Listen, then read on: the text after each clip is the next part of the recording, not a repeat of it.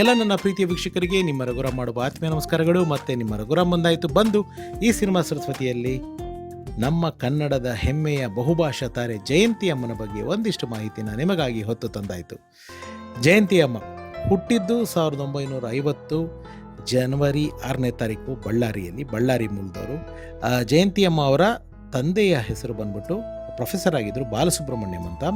ತಾಯಿ ಬಂದ್ಬಿಟ್ಟು ಸಂತಾನ ಲಕ್ಷ್ಮಿ. ಜಯಂತಿ ಅಮ್ಮನ ಮೂಲ ಹೆಸರು ಕಮಲಾ ಕುಮಾರಿ. ಅವ್ರಿಗೆ ಇಬ್ಬರು ಬ್ರದರ್ಸ್ ಕೂಡ ಇದ್ದಾರೆ, ಅಂದರೆ ಒಟ್ಟು ಅವ್ರು 3 ಜನ ಮಕ್ಕಳು. ಜಯಂತಿ ಅಮ್ಮನೇ ಮನೆಗೆ ದೊಡ್ಡ ಮಗಳು. ಅವರ ತಂದೆ ಬಗ್ಗೆ ಅಂದರೆ ಬಾಲಸುಬ್ರಹ್ಮಣ್ಯಂ ಸರ್ ಬಗ್ಗೆ ನನಗೆ ಹೆಚ್ಚಾಗಿ ಮಾಹಿತಿ ಸಿಕ್ಕಿಲ್ಲ. ಆದರೆ 1959ರಲ್ಲಿ ಜಯಂತಿ ಅಮ್ಮ ಹುಟ್ಟಿ 9 ವರ್ಷಕ್ಕೆ ಅವರು ಅಂದರೆ ಅವ್ರ ತಾಯಿ ಸಂತಾನ ಲಕ್ಷ್ಮಿ ಅಮ್ಮ ಅವರು 3 ಜನ ಮಕ್ಕಳನ್ನು ಕರ್ಕೊಂಡು ಬಳ್ಳಾರಿಯಿಂದ ಅಂದಿನ ಮದ್ರಾಸು ಇಂದಿನ ಚೆನ್ನೈಗೆ ವಲಸೆ ಬಂದ್ಬಿಡ್ತಾರೆ. ಅಲ್ಲಿ ವಲಸೆ ಬಂದು ಜೀವನ ನಡೆಸ್ತಿರ್ಬೇಕಾದ್ರೆ ಬಾಲನಟಿಯಾಗಿ ಜಯಂತಿ ಅಮ್ಮನಿಗೆ ಅವಕಾಶ ಸಿಗುತ್ತೆ. ಅಂದರೆ ಚೈಲ್ಡ್ ಆರ್ಟಿಸ್ಟ್ ಆಗಿ ಅವರು 13ನೇ ವಯಸ್ಸಿನಲ್ಲಿ ಕೃಷ್ಣ ಲೀಲೆ ಅಂತ ಒಂದು ಸಿನಿಮಾ, ತೆಲುಗು ಸಿನಿಮಾ, ಇನ್ನೊಂದು ಚಂಚಲಕ್ಷ್ಮಿ ಅನ್ನೋ ಒಂದು 2 ತೆಲುಗು ಚಿತ್ರಗಳಲ್ಲಿ ಅವರು ಬಾಲನಟಿಯಾಗಿ ಕಾಣಿಸ್ಕೊತಾರೆ. ನಂತರ ಮಾಂಗಲ್ಯಂ ಅನ್ನೋ ಒಂದು ಸಿನಿಮಾದಲ್ಲಿ ಅವರು ಫುಲ್ ಫ್ಲೆಡ್ ಹೀರೋಯಿನ್ ತೆಲುಗು ಸಿನಿಮಾ ಅದ್ರ ಮೂಲಕನೇ ಇಂಟ್ರೊಡ್ಯೂಸ್ ಆಗ್ತಾರೆ. ಅವರು ಚೈಲ್ಡ್ ಆರ್ಟಿಸ್ಟಾಗಿ ಮಾಡಿದಾಗ ಅವ್ರಿಗೆ 13 ವರ್ಷ. ಮಾಂಗಲ್ಯಂ ಸಿನಿಮಾಯಿಂದ ಕಮಲಕುಮಾರಿ ಆಗಿದ್ದವರು ಜಯಂತಿಯಾಗಿ ಬದಲಾಗಿ ಬೆಳ್ಳಿ ಪರದೆಗೆ ಕಾಣಿಸ್ಕೋತಾರೆ.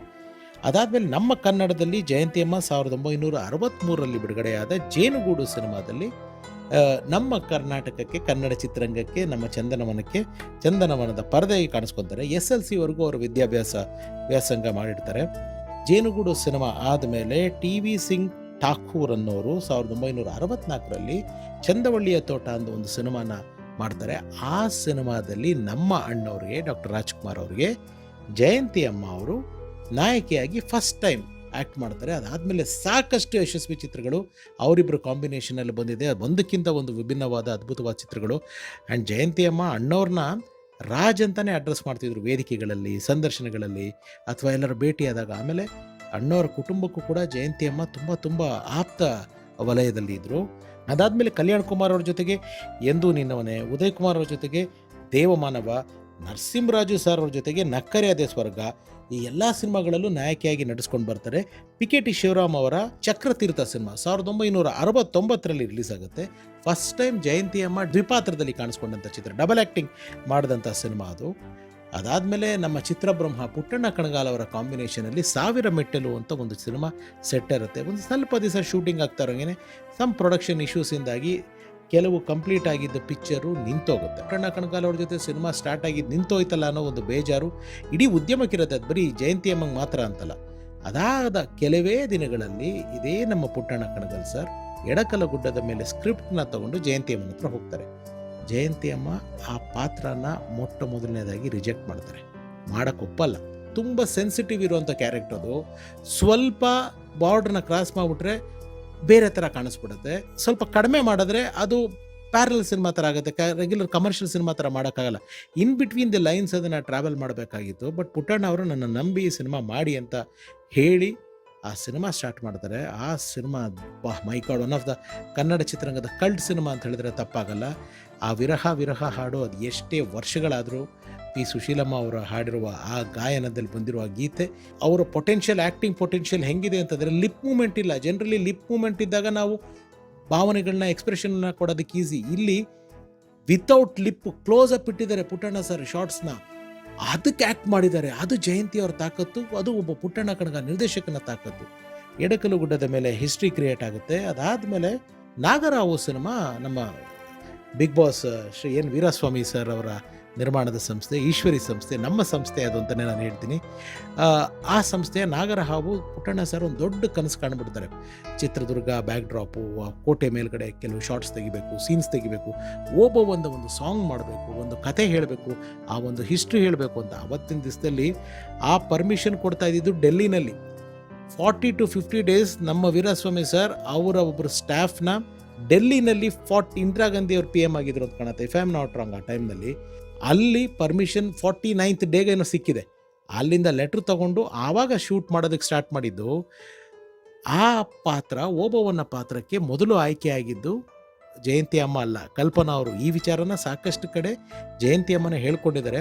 ನಾನು ನಮ್ಮ ನಾಗರ ಹೌಸ್ ಸಿನಿಮಾ ಮತ್ತೆ ರಿಲೀಸ್ ಮಾಡಿದ್ವಿ, ಅಂದರೆ ರೆಟ್ರೋ ಟು ಮೆಟ್ರೋ ಮಾಡಿದ್ವಿ ಹೊಸ ವರ್ಷನ್ನಲ್ಲಿ. ಬಾಲಾಜಿ ಸರ್, ನಮ್ಮ ವೀರಸ್ವಾಮಿ ಸರ್ ಅವರ ಎರಡನೇ ಮಗ, ಅವರು ಅದನ್ನು ಕೆಲಸಕ್ಕೆ ಕೈ ಹಾಕಿದ್ರು. ಅವ್ರ ಜೊತೆಗೆ ಒಂದು ಚಿಕ್ಕ ಪಾತ್ರವಾಗಿ ನಾನು ಕೂಡ ಪ್ರಮೋಷನಲ್ ಆ್ಯಕ್ಟಿವಿಟೀಸಲ್ಲಿ ತೊಡಕೊಂಡಾಗ ಜಯಂತಿ ಅಮ್ಮನ ಮನೆಗೆ ಇಂಟರ್ವ್ಯೂ ಮಾಡೋಕ್ಕೆ ಹೋದಾಗ ಜಯಂತಿ ಅಮ್ಮ ಅವರು ನಮ್ಮ ಕ್ಯಾಮ್ರಾನಲ್ಲೂ ಹೇಳಿದರು, ನಮ್ಮ ಹತ್ರನೂ ಪರ್ಸನಲಾಗಿ ಹೇಳಿದರು.